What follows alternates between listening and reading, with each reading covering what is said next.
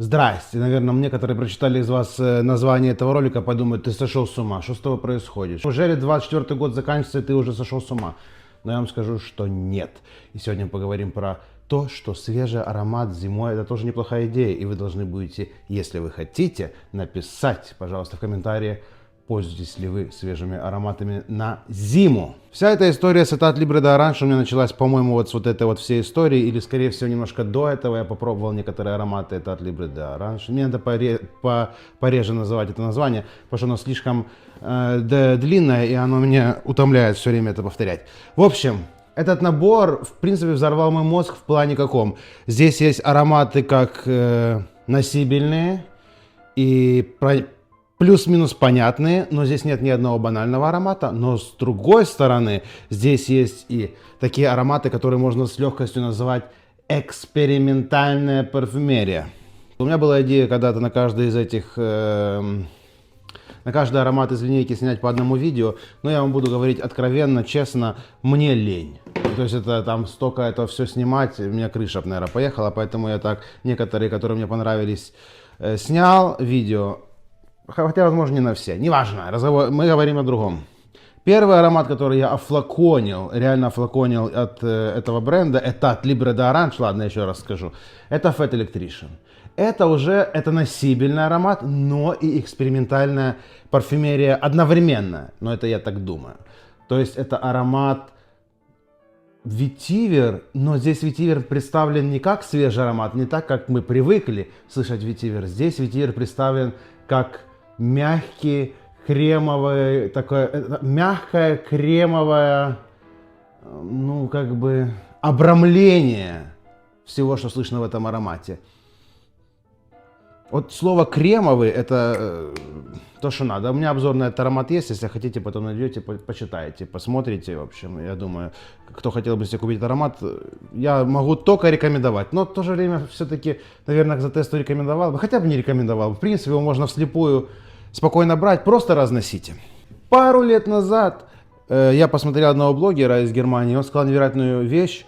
Насколько классно иметь какой-то цитрусовый или свежий, или грейпфрутовый аромат на зиму. Я тогда тоже подумал, ты сошел с ума. Там пару лет назад было. И тогда он сказал, вот попробуйте, просто попробуйте Dolce Gabbana The Only One, или The One, или One Only, я не знаю, там уже столько этих фланкеров сделали, что я уже запутался, какой как называется. В общем, тот, который имеет на старте сумасшедший грейпфрут. Я так кайфанул от того, что, как бы, ну, грейпфрут зимой, свежий аромат зимой, прикольно. Все-таки всю зиму таскать тяжелый аромат устаешь. Зимой мы уже уходим в ориентальные ароматы иногда, в кожаные ароматы. Это то, что нам надо, но они все тяжелые, от них реально устаешь. И в принципе свежак на смену иметь лишним никогда не будет. И когда я тестил этот сет, здесь есть один этот аромат под названием You or Someone Like You. Он мне настолько сильно понравился, что я подумал, наступит зима, я его офлаконю. Что я начал делать? Я начал ждать цену. Я ждал цену. Я вообще, если честно скажу вам, ребята, без скидки ничего в этой жизни купить не могу. Это какой-то мрак, ужас и кошмар. Я мучаюсь, пока я скидку не увижу, и я ее проанализирую и все. Потому что мне иногда кажется, что там повысили цену, сделали скидку и стоит столько же. Меня так не устраивает. Я смотрю, мониторю цену, и в принципе я достаточно дешево купил, офлаконил You or Someone Like You, аромат, который я, конечно, шикарно знаю. Летом это один из лучших летних ароматов. Вообще, которые представлены в прайсе, допустим, от 50 до 100 долларов. You or Someone Like You это один из лучших ароматов. Я вам абсолютно это точно говорю. И мне даже там написали в комментариях, поначалу кажется, что он очень сильно банальный, что он очень такой, ну ничего особенного. Но в действительности, когда вы разносите, вы поймете, что это очень серьезный аромат, очень классный аромат. И он энергетический, он такой энерджайзер, он как Duracell, он подрывает вас.